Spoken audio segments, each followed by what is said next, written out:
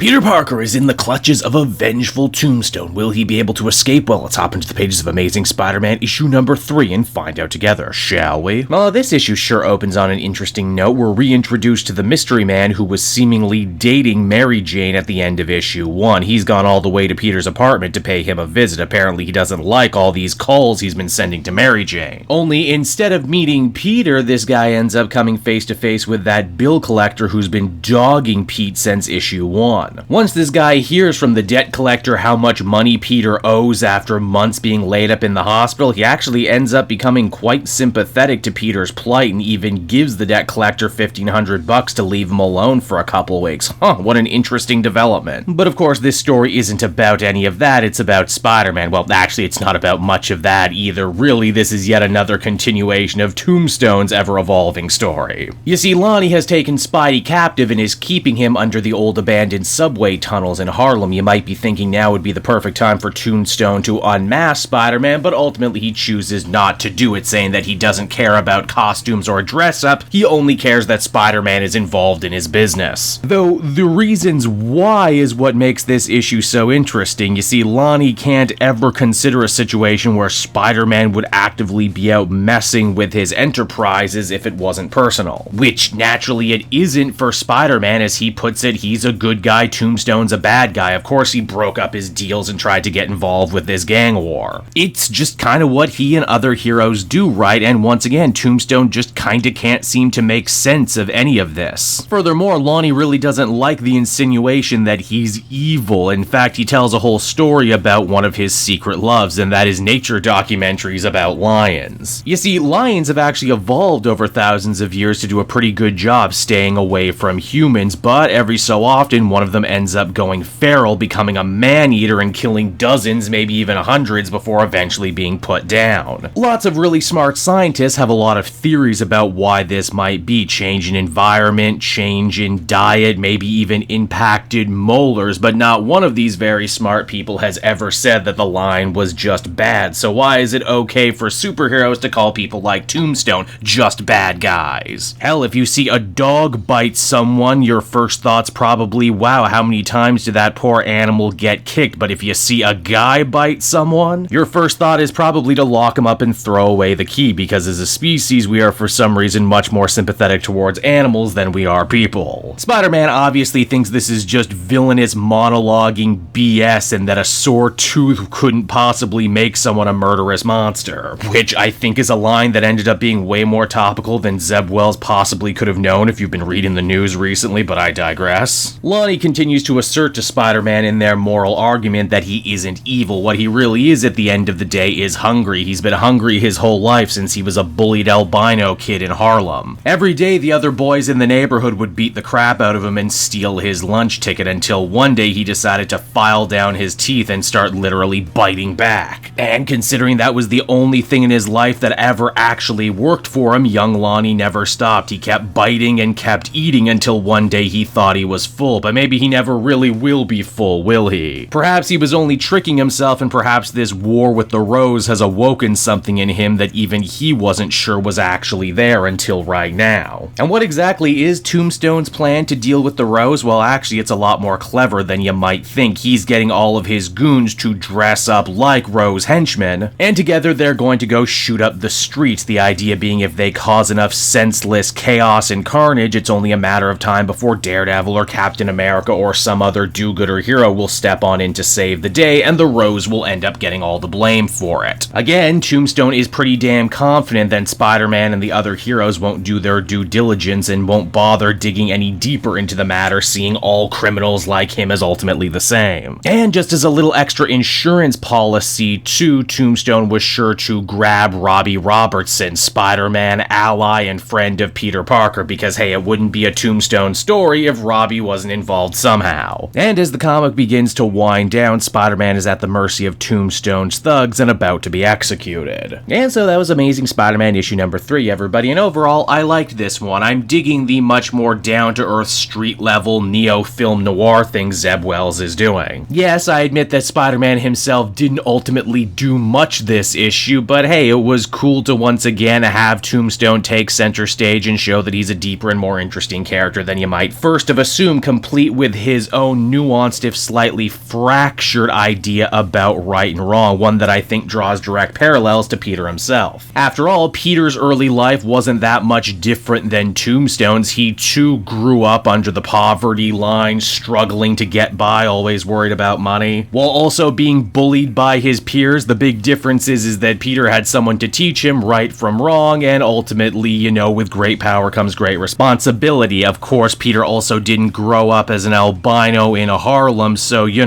there's plenty of extenuating factors in there as well. I think it's interesting, too, that for this arc, money seems to be such a central theme. Peter is in debt. Tombstone fears losing his territory, and with it, the sense of comfort that he's actually managed to gain. What I'm saying is there's stuff going on here under the hood, and I like it. Something I didn't like near as much, though, is John Romita Jr. drawing children. He always seems to be bad at it the last few years. They're basically just shrunken down adults with creepy, oversized heads. That aside, though, I would feel comfortable giving this one a 7.5 out of 10. Say what you want about this new Spider-Man run, but it's definitely appealing to me on a personal level.